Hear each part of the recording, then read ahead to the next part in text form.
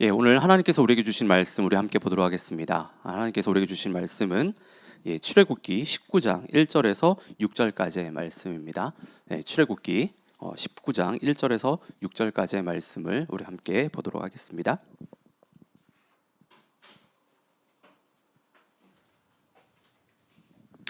출애굽기 19장 1절부터 6절까지 말씀인데요. 우리 한 절씩 번갈아가면서 읽도록 하겠습니다. 제가 먼저 1절 읽고요. 여러분들이 2절 읽고 그렇게 우리 번갈아가면서 읽겠습니다. 이스라엘 자손이 이집트 땅에서 나온 뒤 셋째 달 초하룻 날 바로 그 날 그들은 시내 광야에 이르렀다. 그들은 느비딤을 떠나서 시내 광야에 이르러 광야에다 장막을 쳤다. 이스라엘이 그곳 산 아래에 장막을 친 다음에 모세가 산으로 올라가 하나님께로 가니 주님께서 산에서 그를 불러서 말씀하셨다. 너는 야곱 가문에게 이렇게 말하여라. 이스라엘 자손에게 이렇게 일러 주어라. 너희는 내가 이집트 사람에게 한 일을 보았고 또 어미 독수리가 그 날개로 새끼를 업어 나르듯이 내가 너희를 인도하여 나에게로 데려온 것도 보았다. 이제 너희가 정말로 나의 말을 듣고 내가 세워준 언약을 지키면 너희는 모든 민족 가운데서 나의 보물이 될 것이다. 온 세상이 다 나의 것이다. 그러므로 너희는 내가 선택한 백성이 되고 너희는 나를 섬기는 제사장 나라가 되고 너희는 거룩한 민족이 될 것이다. 너는 이 말을 이스라엘 자손에게 일러 주어라. 아멘. 오늘은 선교 주일을 맞아서요. 우리 그 교회가 후원하고 있는 이상열 선교사님께서 말씀을 전해 주시는데 선교사님이 좀 프린터물을 조금 준비해 주셨거든요. 이게 좀 여유가 많지는 않습니다. 그래서 옆에서 좀 보시면 좀 나눠 주시고 필요하신 분들은 좀 받아가 좀 나눠 주시면 좀 좋을 것 같아요. 우리 선교사님 나오실 때 우리 한번 환영의 박수를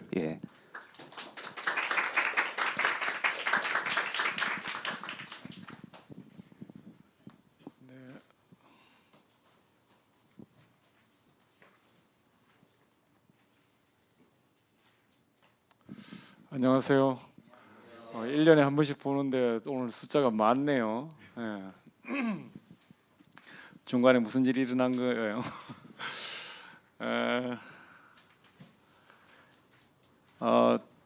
제가 그 프린터를 갖고 왔는데 혹시 if you don't understand Korean, so you can use that printer. 한국어가 좀 이해가 안 되는 사람은 영어로 옆에다 하나 해놨으니까 필요 없으면 놔두세요. 다음 교회 지금 설교하러 갈 때 가져가야 되는 거니까 꼭 굳이 가지 안 가도 되는데 이 중에 가장 연세 많으신 분이 누구예요? 우리 집사님 두쫑쿠가 뭔지 아세요? 두쫑쿠가 뭔지 아세요?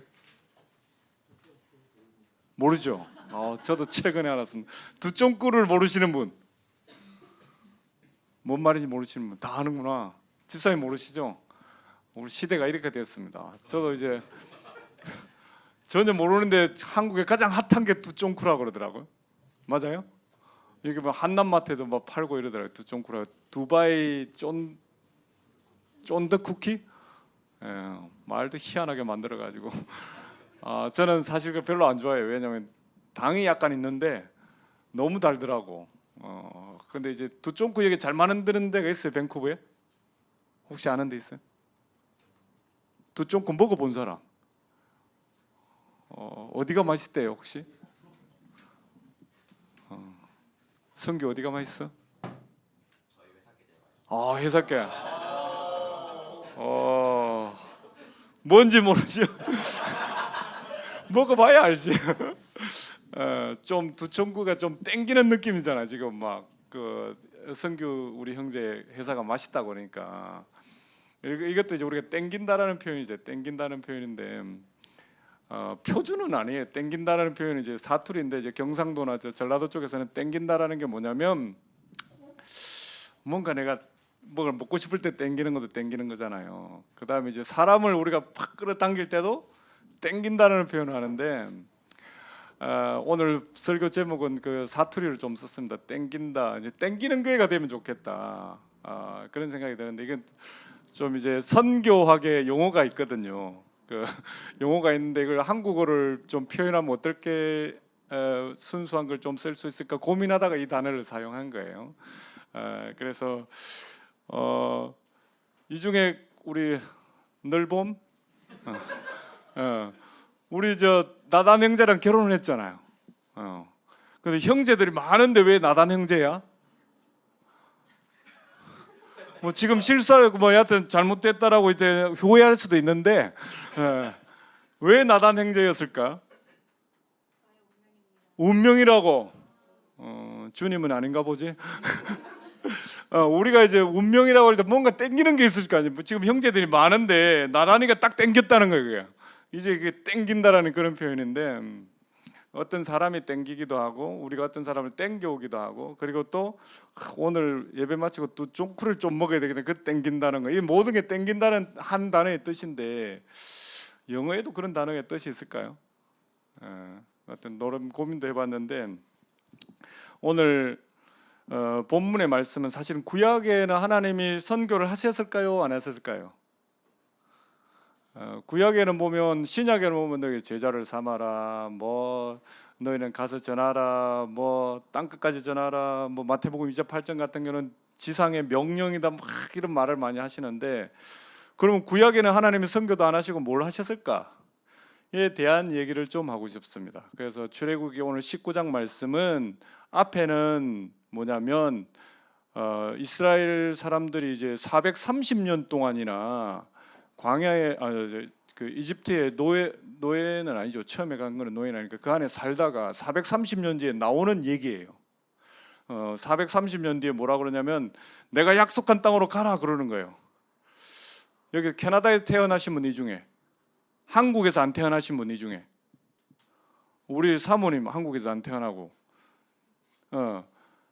한국을 떠난 지 지금 한 20년 넘은 사람 나다니도 우리 집사님 오늘 자매님 쏘리 한국에 가서 살아라면 살겠어요 지금? 살 것 같죠? 한 10년 뒤에는 근데 이제 430년이 지났어요. 할아버지의 grandfather, grandfather이 살던 데를 다시 가라 그러는. 이미 나는 이집트의 모든 문화에 적응돼 있고, 그리고 사실은 가나안 땅이 잘 어딘지 모르고 가나안 땅에 가면 또 좋은 데도 아니에요. 사실은 그 당시에 정말 힘든 땅이에요. 이미 그 땅에 사람도 살고 있어. 아낙이라는 자손 그런 사람들이 살고 있는데 키도 우리보다 훨씬 커. 그리고 싸움도 훨씬 우리보다 잘해. 근데 그 사람들이 사는 동네를 다시 너희 할아버지 430년 전에 그러면 지금 우리는 언제 한국으로 치면 지금 어느 시대냐면 임진왜란 시대예요 지금. 선조가 지금 막 땅을 막 그 백성들 내팽개 도망가던 그런 시대에 430년 전이면 그런 시대예요 지금. 그 땅을 다시 돌아가서 그때 너희 보니까 선조 때 왕들이 너희 포기하고 도망갔는데 그때 생긴 사람들이 막 저 중국으로 막 갔던 그런 사람들한테다가 야 다시 본국으로 돌아가라는 거야. 그런 사람들이라고 생각하시면 될 것 같아요. 우리한테다가 그런 땅으로 다시 돌아가라 그래. 사실은 그곳이 땡기지도 않는 땅이죠. 왜냐하면 알 수도 없고 그 당시에 가장 강대했던 문화가 이 이집트 문화였어요. 그 당시에 의술도 좋았죠. 뭐 여하튼 여러 가지 좋았는데 그 사람들한테다가 아무것도 없는 여러분 지금 여러분의 조상들 중에 IT에서 온 사람이 있어요. 지금 IT로 돌아가시기 바랍니다. 지금 하이티가 어느 정도 상황인지 아세요 혹시? 지금 뭐 완전 국가가 완전 무너진 상태예요. 그곳에 여러분 돌아가라면 돌아가겠냐고. 지금 이스라엘 사람들은 그렇게 요구하는 거예요.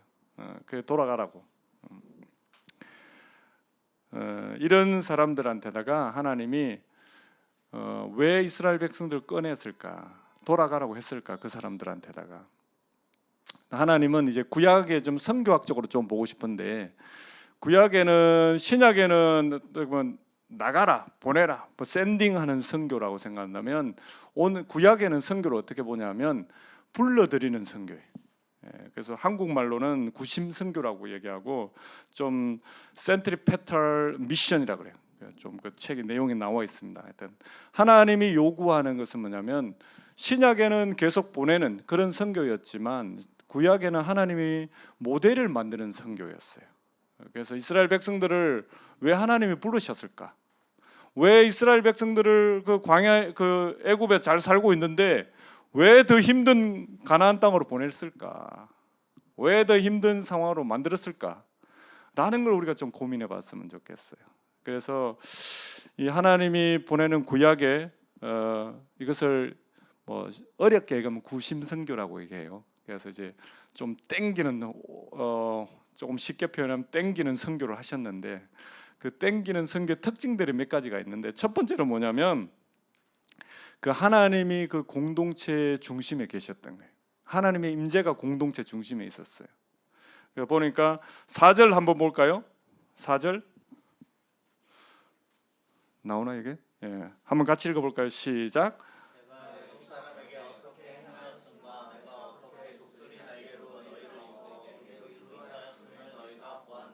그러니까 이스라엘 백성들한테 하나님이 보여주고 싶은 것은 뭐냐면 너희 공동체 하나님의 임재가 있었다는 거 보여주고 싶은 거예요.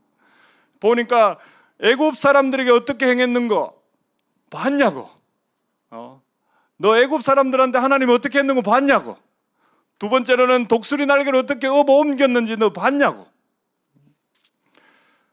하나님이 이스라엘 사람들한테 뭘 보여줬냐면 10가지 재앙이 있잖아요. 10가지 재앙이 뭘까요? 첫 번째는 나일강이 피로 변하는 거. 두 번째로는 그 가까이에 있는 그 나일 강물에 가까이 있던 개구리가 나타나가지고 그 다음에는 파리가 피게 이파 하여튼 이가 나오고 파리가 나오고 악독 뭐 우매 흑장 나와요. 막 그 뭐 차자만 딴 거예요. 하여튼 신대원 입시 때 이런 거 맨날 외워야 돼. 뭐 그래가지고 그 모든 게 뭐냐면 이스라엘 애굽 그 이집트 사람들이 섬겼던 신들이에요. 그 신들을 하나님이 하나씩 철저하게 다 무너뜨린 거죠. 다 무너뜨려 가지고 누가 유일한 신이라고? 하나님이 유일한 걸 보여준 거예요. 너희가 섬겼던 거 이거 다 깨뜨린 거예요. 그 당시에는 이제 우상을 많이 섬기면 섬길수록 힘이 더 세진다고 생각했어요. 그래서 수많은 신들을 한 10개 다 섬겼던 사람도 있어요. 일본도 가도 그래요. 지금 인도도 가도 그래요. 어떤 신들이 많으면 많을수록 내가 힘이 더 세진다고. 우리가 뭐 웹툰이나 만화 같은 데 보면 그랬잖아요. 하나님, 부처님, 여하튼 마리아 막 했던 뭐는 뭐냐면 누구든지 하나 들으라 이 말이잖아요. 누구든지 하나 들으라. 이제 우리가 섬기는 신의 개념은 그게 아니라 유일한 예수 그리스도 하나님이라는 것을 우리는 말하고 싶은 거죠. 하나님이 보여주고 싶은 거죠. 그래서 우리 공동체 안에 하나님이 그렇게 우상을 무너뜨렸던 그 모습을 이스라엘 백성들한테 보여주고 싶은 거죠. 우상을 섬기면 더 강력해진다는 거. 우리가 그렇게 살아서 얼마나 힘들었을까. 제가 이제 시골에 자랐으니까 오늘은 뭐 하면 안 된대. 뭐 삼재가 껴 있어가지고 이사를 또 하면 안 된대. 제주도 한국에 가도 제주도고에 있잖아요. 그 2월 달에 가면 그 신구관이라는 게 있어요. 그때는 이삿짐 그 부르기가 힘들어요. 모든 사람이 이사를 하니까. 왜냐하면 제주도에는 엄청난 신들이 많거든요. 그 2월 달이나 그때 좀 신구관에 신들이 교체식을 해요. 그래서 영실이라는 데를 신들이 다 집합을 해. 신들이 없을 때 다 이사하려고 한 달 구간 20 며칠인가 그래요. 근데 그 구간에 모두가 이사하려고 모든 이사업체한테다가 다 불러가 이사를 하는 거예요. 그러니까 이삿집 불이 나는 거예요 그때는. 다른 날은 하면 왜 안 될까요? 자기 집에 있는 신들이 자기를 괴롭힐까 봐. 그래가지고 이사를 안 하는 거예요. 이삿집 한 1년 내도록 아무것도 안 하다가 그 한 21일 만에 이사를 다 하고 1년 먹고 살아요. 나머지 사람들은 얼마나 괴롭겠어요. 그래가지고 제가 제주도에 한 1년 있었는데 평소 때 이사를 하려니까 이사업체도 안 와요. 자기들 집에 그 비즈니스에 문제 생길까 봐. 이렇게 매일 산다면 얼마나 힘들까요 우리가. 여러분 오늘 아침에 자매님들 머리를 갖다가 이렇게 넘기면 안 된다. 왜냐하면 왼쪽 수가 문제가 생긴다 이러면 오른쪽으로 머리를 돌려야 된다. 이런 사람도 있어요. 매달의 삶이 그렇게 산다면 매일의 삶이 하나님 우리 가운데 그런 걸 요구했다면 얼마나 힘들겠어요. 여러분들 유일한 신을 섬긴다는 게 행복인 줄 아세요? 유일한 신을 섬긴다는 거예요. 그렇지만 이 이스라엘 백성들이 경험했던 것은 뭐냐면 모든 신들을 무너뜨린 하나님을 경험한 거예요. 저희 시골 교회에서 한 분이 귀신이 들었어요. 그래가지고 그분이 이제 막 일을 하는데 갑작스레 귀신이 경운기에 붙었대. 경운기에 붙었대. 경운기에 시동을 걸어도 시동이 안 걸려. 내가 걸면 걸리는데 어린 내가 걸면 걸리는데 그분이 걸면 안 걸려. 왜냐하면 귀신이 거기 붙어가지고 아무것도 안 되는 거예요. 근데 이제 교회에다가 이제 그분을 불러와가지고 그 어린 마음에 이제 동네 사람들이 저도 그랬고 이제 동네 사람들이 그분을 교회에 데리고 가면 나을 것 같아가지고 온 성도가 모여가지고 기도를 했어요. 결국 귀신이 떠났어요. 그분이 그리스도인이 됐어요. 그 사람이 자유감이 생겼어요. 이제는 경기에 귀신이 붙든 뭐가 붙든 다 일을 할 수 있는 거예요. 수입이 많이 생겼어. 감사한금도 하고 그랬어. 교회가 그걸 경험하니까 교회 성도들이 어떤 느낌이 들었냐면 우리 시골에서 기도하면 하나님 역사하는구나. 기도하면 사단도 떠나는구나. 기도하면 사람이 치유가 되는구나. 그런 역사가 우리한테 있기를 바랍니다. 둥지 교회 안에 왔을 때 하나님께 기도하는 하나님이 임재했다라는 걸 뭐냐면 우리가 기도할 때 하나님 역사한다라는 거예요. 그런 믿음이 있어야 되는 거죠. 이스라엘 백성들한테는 하나님이 역사하니까 그 10가지 재앙이 다 무너진다는 걸 경험한 거예요.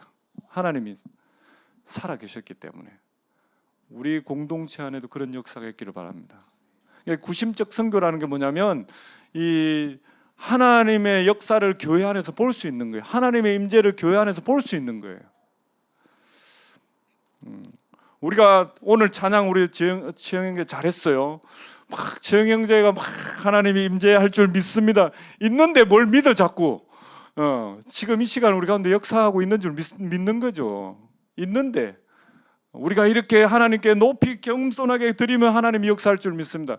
하나님이 이미 지금 오아가 계시는데 임마누엘이라고 하셨는데 우리 공동체한테 하나님이 역사하는 그 역사가 보여야 되는 거죠. 그다음에 또 한 가지는 뭐냐면 독수리 날개를 업어서 옮긴 역사를 공동체 안이 경험해야 돼. 이스라엘 백성들을 보니까 그 하나님이 그 건널 수 없는 홍해의 강을 건너게 하셨잖아요. 그런 위대한 역사를 우리 가운데 경험하라고 하나님 말씀하시는데 그 경험의 역사들이 우리 교회 안에 있기를 바랍니다. 우리가 기도하고 있잖아요. 좀 더 좋은 장소를 기도하면 하나님 역사할 줄 믿는데 그런 역사가 있었으면 좋겠어요. 온 공동체가 함께 우리가 합심해서 기도할 때 하나님 역사하는 걸 경험하는 교회가 돼야 돼요. 그래서 성도들의 교제도 중요해요. 함께 노는 것도 중요해요. 함께 무엇을 하는 것도 중요해요. 그렇지만 더 중요한 것은 우리가 함께 기도할 때 하나님의 역사함을 함께 기대하는 것이 중요한. 그래서 그 공동체가 하나님의 역사를 경험하고 할 때에 외부의 사람들이 저 공동체는 저렇구나. 저 공동체에 가면 이런 놀라운 역사가 있겠구나를 경험하는 거. 그것이 중요한 거죠. 그런 감정이 있나요? 임재가 하나님이 우리가 찬양할 때 임재한다라고 얘기하는데 분위기도 좋죠. 어떤 무드도 좋고 눈물도 나고 감동이 되면 좋겠어요. 근데 더 중요한 것은 하나님께서 오늘 이 자리에 있다라는 걸 느낄 수 있는 거. 그것이 더 중요하겠죠. 그래서 하나님의 성품이 우리 이 예배 가운데 공기처럼 흐르는 거. 그래서 이 하나님의 성품이 우리 공동체의 분위기가 돼야 돼. 그래서 이것은 쉽게 바뀌는 건 아니겠죠. 시간이 지나야 되고 또 이 상황 속에서 하나님이 역사하는 걸 모두가 안전하게 느껴야 되는 거겠죠. 성도 한 명이 자기 힘든 얘기를 했어. 힘든 얘기를 했더만 이번에 뭐 회사랑 다시 계약을 해야 되는데 막 기도 제목을 내놨어. 다음 주에 되니까 온 성도가 다 알아. 그래가지고 뭐 성도가 아는까지는 좋은데 만약에 이번에 연봉 10만 불 받기를 위해 기도했습니다. 그러니까 온 성도가 막 다 알고 있어. 어떤 성도가 저걸 기도라고 내놓고 나는 지금 최저임금 받고 일하는데 그런 기도는 꺼내지도 말아라. 막 안전하지가 않는 거예요. 성도들이 어떤 자기 상처를 내놓고 힘든 일을 내놓으면 온 성도들이 앓는 것까지는 좋은데 그것이 나를 위하고 기도하고 격려해 주면 좋은데 오히려 그것이 막 공격의 요소가 되고 그럼 교회가 뭐 내놓지도 못하는 그런 상태가 된다면 심각한 임재가 없는 공동체. 임재가 있는 공동체는 내가 어떤 얘기를 내놔도 안전하게 보호되는 장소. 우리 둥지교회가 그런 보호되는 장소가 맞나요? 아멘 했어요. 우리 공동체 안에 그런 안전함이 있는가? 그랬을 때 그런 안전함이 있다면 밖에서 쳐다보고 나도 저곳에 가고 싶다는 얘기예요. 저는 가끔 이제 밴쿠버에 있으면서 뭐 나 밴쿠버 산다니 뭐 어떤 사이트들이 있잖아요. 교회를 찾는 사람들이 들어 있어요. 좋은 교회 없냐고. 제가 봤을 땐 그 사람 교회 다니는 것 같아. 그런데도 불구하고 사람들이 요구하는 것은 좋은 교회를, 자기가 안전한 교회를 찾는 거예요. 우리 둥지교회가 둥지만큼은 안전했으면 좋겠어요. 구심적 선교를 한다라는 것은 그런 안전한 교회를 되어주는 것, 그런 것이 되어야 될 것입니다. 그러니까 우리마저도 교회 하나님의 임재를 경험하지 못하고 우리마저도 안전을 느끼지 못한다면 다른 외부의 사람이 어떻게 안전을 느끼겠어요? 대기업들이 광고를 많이 하잖아요. 가장 요즘 맛있는 과자가 뭘죠? 우리 때는 새우깡이었는데 새우깡 많이 팔리는데 계속 광고를 해요. 왜 광고를 할까요? 사람들은 그렇대요. 이제 광고를 하는 이유를 물어보니까 잘 팔리는데 너무 잘 팔리는데 광고를 하는 이유는 사람들은 금방 잊혀진대요. 사람들은 사실 가성비를 따지고 뭘 할 것 같아도 매대 앞에 가서 탁 사는 이유는 뭐냐? 안전한 걸 산대요. 내가 봤던 걸 사고 안전한 걸 사는 거지. 이번에 노네임이야. 아니면 여기는 뭐지? 그레이트 밸류? 월마트에 가면 그레이트 밸류 있잖아. 어디서 만든지도 모르겠어. 혹시라도 보면 혹시 차이나에서 만든 거 아니야? 막 어디 듣도 보도 못한 나라에서 만들었다고 그러면 아무리 좋은 거라도 안 사는 거예요. 아무리 싸도 안전한 걸 사는. 그 중에 딱 보면 제가 깜짝 놀라고 한남마트에 갔거든요. 한남마트가 잡채를 막 살라고 내가 있는데 중국인이 나한테 그러더라고. 이거 사라고. 왜 그러냐고 그러니까 다 차이나고 이것만 한국 거 만든 거래. 중국인이 나보고 그래. 내가 깜짝 놀라서 아니 당신 나라에서 만들었잖아. 그러니까 자기가 I don't trust China. 아니 중국인마저 그렇게 할 줄 몰랐어 내가. 한남마트에서 보니까 뭐 오뚜기 뭐 보니까 메딘 차이나에다 한 개가 보니까 메딘 코리아래. 그래가지고 이거 사라 그러던데. 안전한 걸 사는 거 사람들이에요. 교회를 선택하는 것도 선교를 하는 것도 보면 우리가 둥지교회가 밴쿠버에서 이 구심적 선교를 하려고 그러면 안전해야 돼요. 안전. 하나님의 임재가 있는 교회가 안전한 교회인 줄 믿습니다. 그래서 내 삶에도 마찬가지죠. 여러분들이 어떻게 트러스트 하겠어요? 넓음점에가 어떻게 나다니를 트러스트 했겠어요? 저 안에 안전함이 있으니까. 아직도 안전해요? 딴 인간들 못 믿겠다. 저 형제랑 내가 평생 가면 난 안전함은 있겠다라는 생각이 있을 때 그 형제를 선택을 하는 거죠. 우리 교회가 그런 안전함이 있었으면 좋겠어요. 그래서 안전함이 있을 때 밴쿠버의 그 수많은 사람들이 둥지 교회 가면 안전함이 있어. 그러면 선교가 되는 거죠. 안전함이 이 광고 대기업의 광고를 멈추면 하루 아침에는 망하지는 않는데 서서히 선택되지 않는 브랜드로 바뀐다는 그런 말이 있어요. 그러니까 우리 교회가 안전함을 잃어버리기 시작하면 서서히 밴쿠버의 교회 중에 하나로 바뀌겠죠. 사라져가는 수많은 지금 밴쿠버의 한인교회가 100개가 넘는 거 아세요? 우리는 이 지역을 선교해야 될 우리 교회로서 사명. 여러분들이 선교사 되라고 저는 아무도 요구하지 않습니다. 아무 사람에게도 되진 않는데, 그거는 이제 뭐냐면 원심적 선교, 나가는 선교를 얘기하는 건데, 여러분은 이 구심적 선교를 교회가 해야 돼요. 그거는 반드시 누구든지 해야 돼요. 예.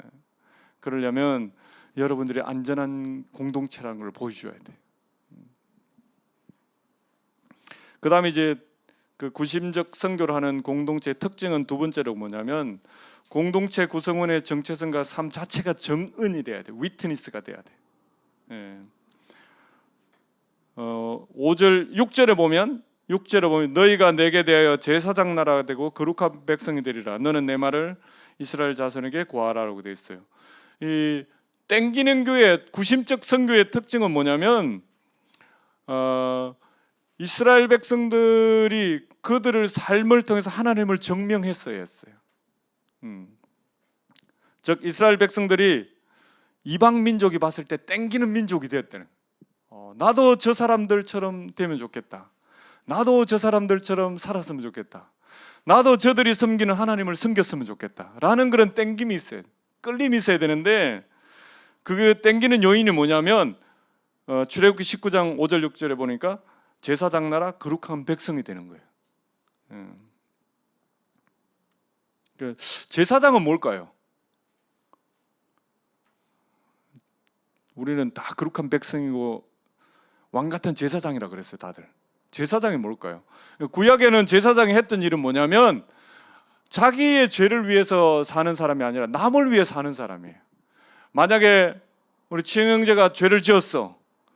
구약에는 어떻게 하냐면, 구약의 예배는 뭐냐면 치영 형제가 죄를 짓거나 감사할 일이 있으면 양이나 소나 비둘기를 끌고 와. 그러면 제사장이 뭘 하냐면 그 비둘기에다가 치영 형제의 죄를 다 올려. 그래가지고 이 치영 형제가 죽어야 되는데, 사실 죽을 놈이지만 죽이지 않고 양을 대신 죽이고 소를 대신 죽이고 비둘기를 대신 죽이고 막 밀가루를 대신 태우고 이러는 일이에요. 그게 누가 했냐면 제사장이 했던 일이에요. 자기를 위해 하는 게 아니라 남을 위해 하는 일을 하는 사람이 제사장이었던 거죠. 그래서 하나님이 이스라엘 백성들을 쓰고 싶은 게 뭐냐면 제사장처럼 쓰는 거예요. 너희는 특별한 선민이라고 지금 이스라엘 사람들이 생각하는 너희만 선택받은 백성이라고 얘기하는 게 아니고, 너를 통해서 하고 싶은 일이 뭐였냐면 이 제사장 역할을 하라는 거예요. 그게 너희들을 통해서 하고 싶은 거예요. 둥지교회를 통해서 하고 싶은 건 뭐냐면 너희들끼리 젊은이들이 많이 모여가지고 즐겁게 지내고, 그게 아니라 이 교회를 통해서 하나님이 이 밴쿠버 땅의 제사장 역할을 하고 싶은 거죠. 베드로 전서 2장 9절에 보면 오직 너희는 택하신 족속의 왕 같은 제사장들이라고 그래요.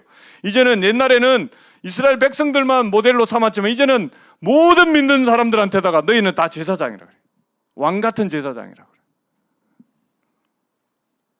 자기 자신을 위해 존재하는 존재가 아니라 남을 위해 사는 존재. 그걸 원하는 게 하나님이었어요. 왕 같은 제사장이라 그러니까 진짜 왕인 줄 알고 아무것도 안 하는 사람이 있어요. 맨날 공주라 불러주니까 지가 공주인 줄 알고, 이 하늘나라의 왕과 공주는 노가다가 기본이에요. 무임금이 기본이고 막 주의 일을 이렇게 실컷 해도 월급 안 주잖아.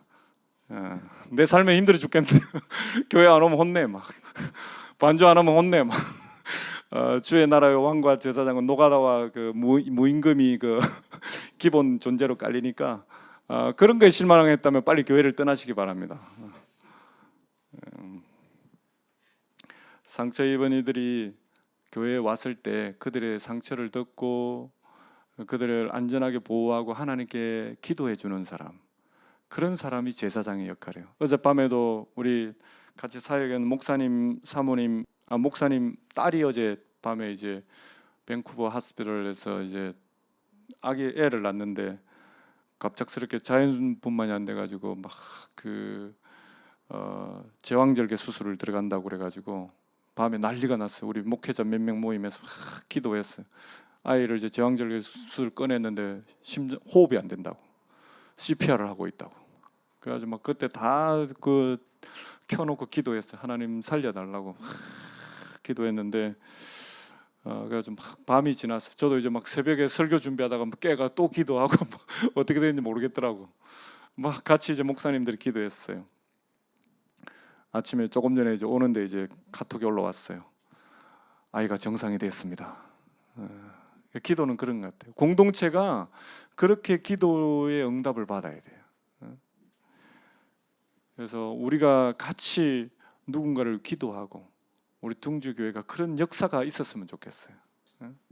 그래서 우리가 하나님 살아있다는 걸 우리 공동체가 증명해 나면 선교는 되는 거죠. 이 안에 들어와서 기도의 제목을 내놨을 때 그것이 응답되는 것, 그것이 중요하죠. 저 또한 이제 원주민 선교를 하면서도 많이 힘들었죠. 그런데 이제 2016년에 알게 된 원주민 이제 존스톤이라는 분이 계세요. 이제 그분 같은 경우도 원주민인데 아무도 백인들을 써주지를 않는 거예요.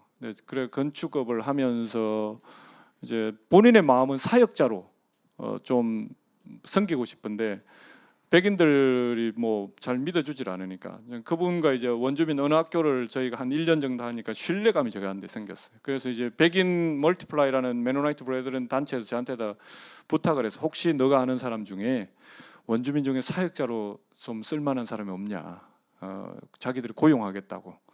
그래서 멀티플라이에다가 제가 이분에 대해서 간단한 소개를 하고 나와 1년, 2년 정도 같이 원주민 언어를 했고 이분이 복음에 대한 열정이 있다고. 그래서 이제 그분을 갖다 추천을 했죠. 그분들이 존스톤을 고용을 했어요. 멀티플라이의 그 어떤 교회 개척 멤버로 팀장으로. 근데 이분은 신학도 하지 않아 아무것도 하지 않았어요. 이제 그 선교사로 그냥 임명을 해버리고 연봉이 한 6만 불인가 8만 불 뭐 이렇게까지 주면서 제가 걱정이 됐어요. 나는 추천을 했지만 뭐 1, 2년 아는 사이지만 이 사람을 도대체 이 세워가 어떻게 할 거냐고 그 단체한테다가 이제 물어봤더니만 그 단체 그 레리라는 분이 저한테 얘기하더라고요. 자기들은 오랜 동안 기도를 했고 누군가가 우리에게 소개해 줄 것이라는 기대함을 갖고 있었고 제가 이제 소개를 했고 그랬기 때문에 하나님의 역사라고 믿는다고. 이 사람이 아직 신학도 안 하고 아무것도 안 했지만 이 사람이 백슬라이딩 할 걸, 침체에도 빠질 걸 알고 있다고. 그렇지만 우리는 하나님을 믿기 때문에 하나님을 신뢰하기 때문에 이 사람을 백슬라이딩 하는 시점에도 자기들이 지원을 하겠다고. 근데 그 사람이 어디까지 떨어질지도 모르겠고 얼마나 시간이 걸릴지도 모르겠지만 자기들은 후원하고 기도하겠다고. 실제로 2년 동안 심각한 상황이었어 이분이. 하여튼 뭐 원주민식으로 기도해야 되는데 저는 이제 최소한 원주민 크리스찬이 기도하는 방식으로 서머지라고 있거든요. 연기 피하고 기도하는 거. 그걸 하자 그러더라고. 제가 아는 우리가 서로 아는 사람 그분을 모셔와서 하자 그러더라고. 저는 그건 아닐 것 같다고. 이게 그리스도인이 이걸 그 방식에 대해서는 문제가 삼지 않지만 그리스도인이 기도를 해야 되지 않겠냐 이랬더니만 자기는 뭐가 문제냐고 똑같은 연기인데 그 정도로 심각하게 빠졌던 분을 연봉 6만 불을 주고 그 단체에서 하더라고요.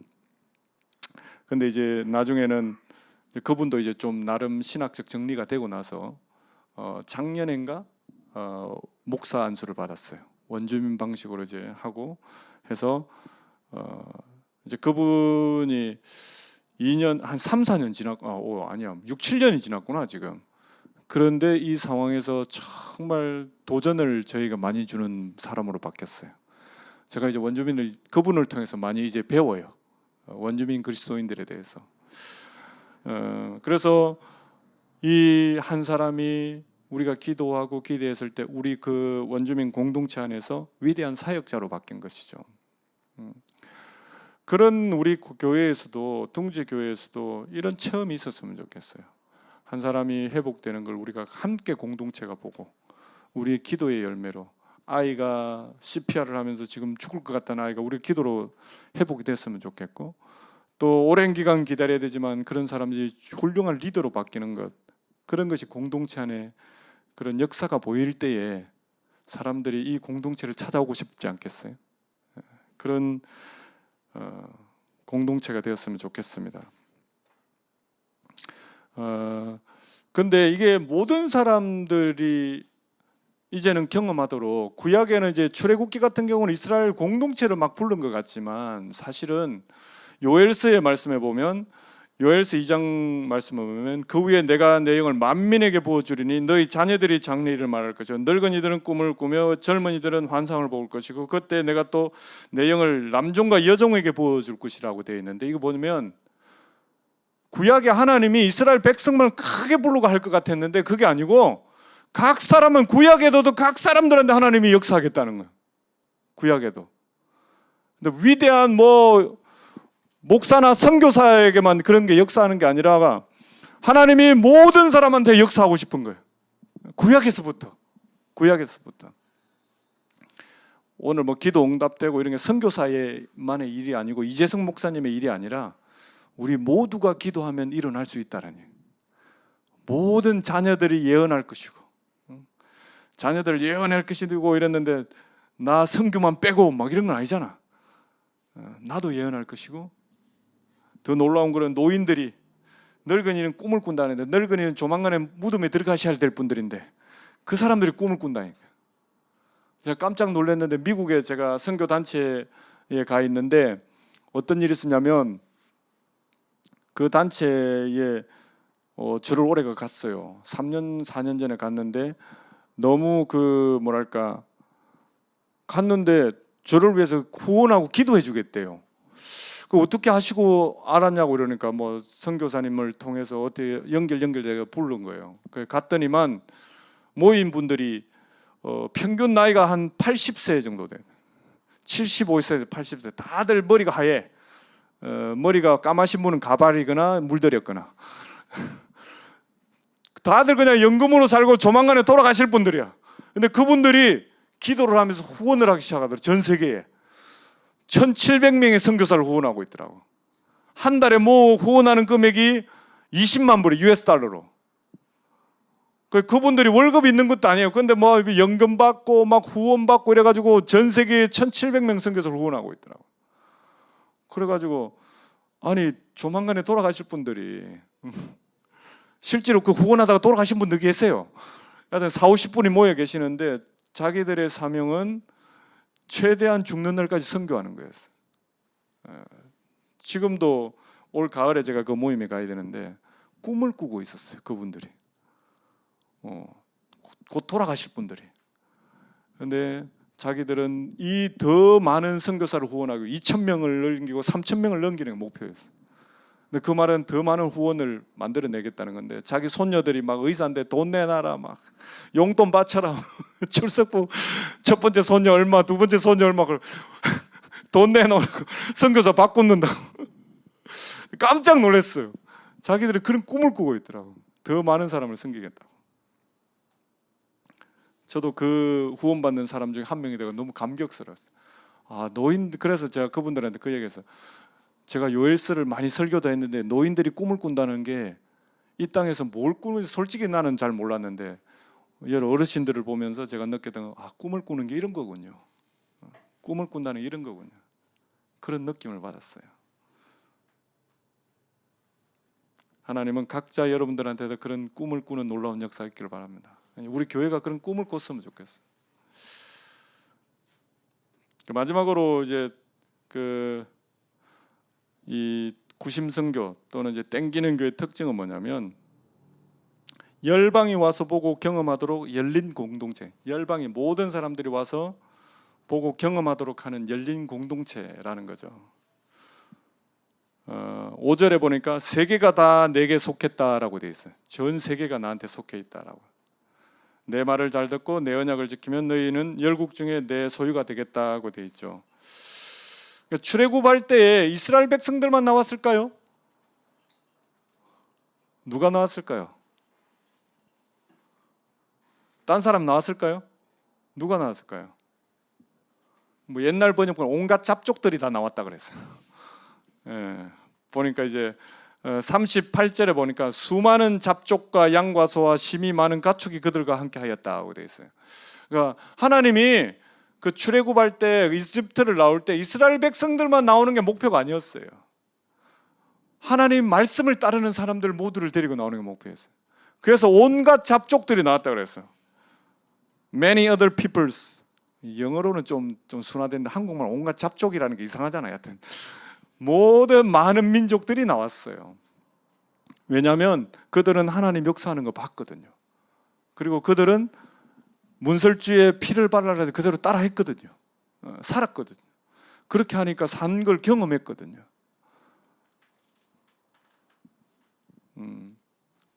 하나님은 그들 이스라엘 민족만 살리는 게 목표가 아니라 하나님 말씀을 따르는 많은 사람들을 살리고 싶은 게 목표였어요.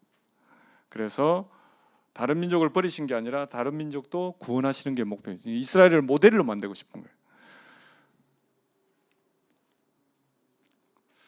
거예요. 저 같은 경우도 이제 좀 여러분들 이제 성경을 보는 거하고 이제 문화를 보는 게 이제 목사님하고 저랑은 조금 다를 수는 있어요. 저는 이제 선교사 입장으로 보는 거고 목사님은 이제 교회 입장으로 봐야 되기 때문에 이 성경은 목사님이 이렇게 설교하셨는데 선교사님 왜 이렇게 설교하냐 이렇게 따지면 안 되고 그 길가에 돌을 하나 보는데 이제 그 건축을 하는 장로님이 그 돌을 보는 것과 지질학을 하는 장로님이 그 똑같은 돌을 보는데 둘 다 장로지만 그 볼을 보는 관점이 다르듯이 성경도 마찬가지. 선교사인 저로서는 어떻게 하면 이 원주민들이나 다른 이방 민족에 복음이 들어가야 될까에 대한 고민을 많이 하는 사람들.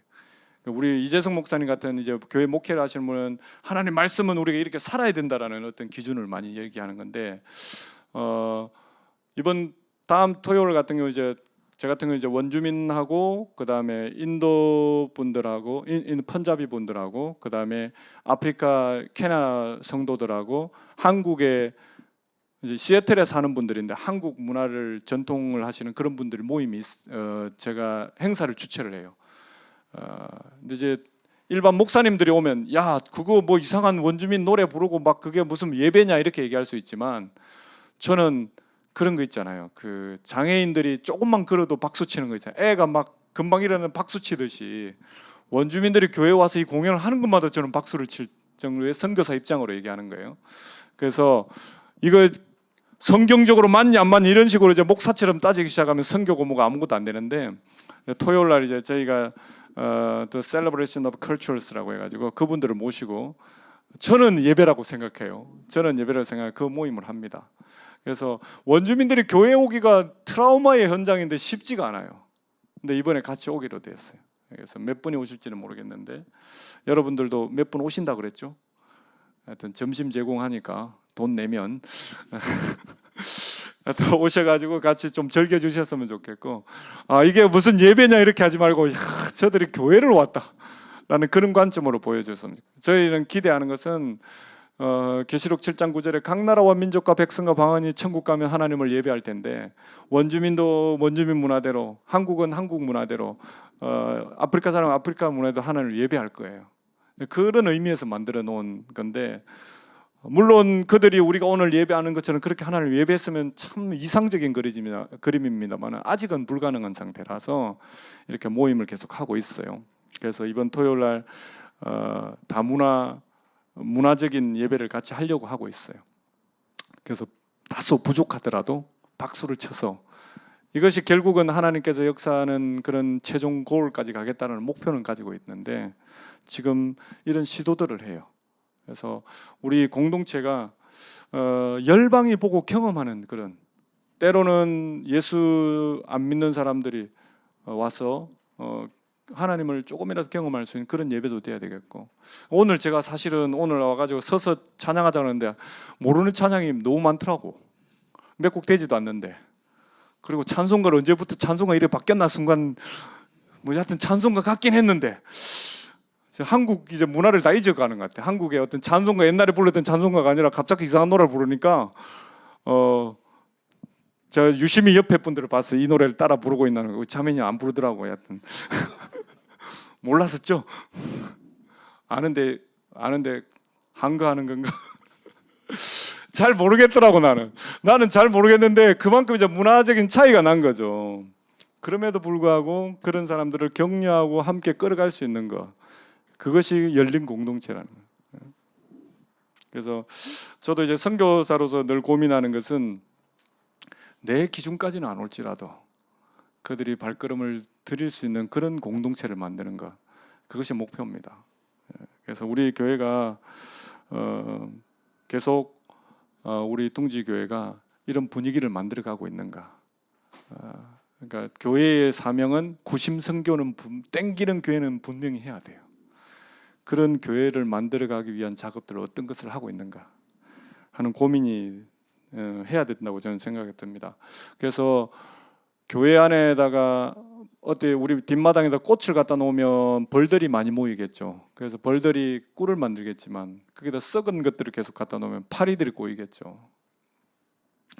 그래서 우리 삶에도 계속 우리 교회 안에도 좋은 꽃과 같은 것들을 계속 갖다 놓기 시작하고 성령의 임재들을 갖다 놓기 시작하면 많은 영혼들이 와서 회복이 되고 새로운 일들이 일어나지만 교회 안에 불평과 불만적 선교의 스타일을 계속 추구해 가면 계속 힘들어지는 상태들이 벌어질 겁니다. 밴쿠버에도 여러분 많이 보셨잖아요. 여러분 한번 질문을 한번 해보고 싶습니다. 둥지 교회와 함께 있으면 어떤 하나님이 느껴지세요?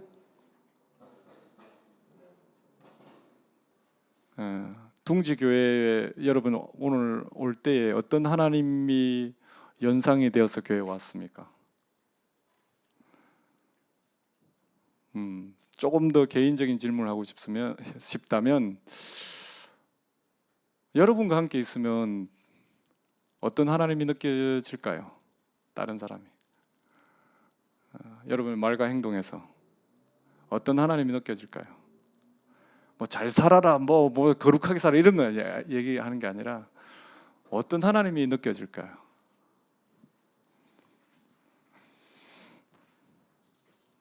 이 교회라는 존재는 하나님의 임재하심으로 끌어당기는 것이고 또 복음으로 내보내는 그런 교회가 되어야 될 줄 믿습니다. 그래서 내 삶도 마찬가지죠. 내 삶에도 하나님의 임재로 사람들을 끌어당길 뿐만 아니라 또 나의 나가는 어떤 언행으로 인해서 하나님이 선포가 돼야 되겠죠.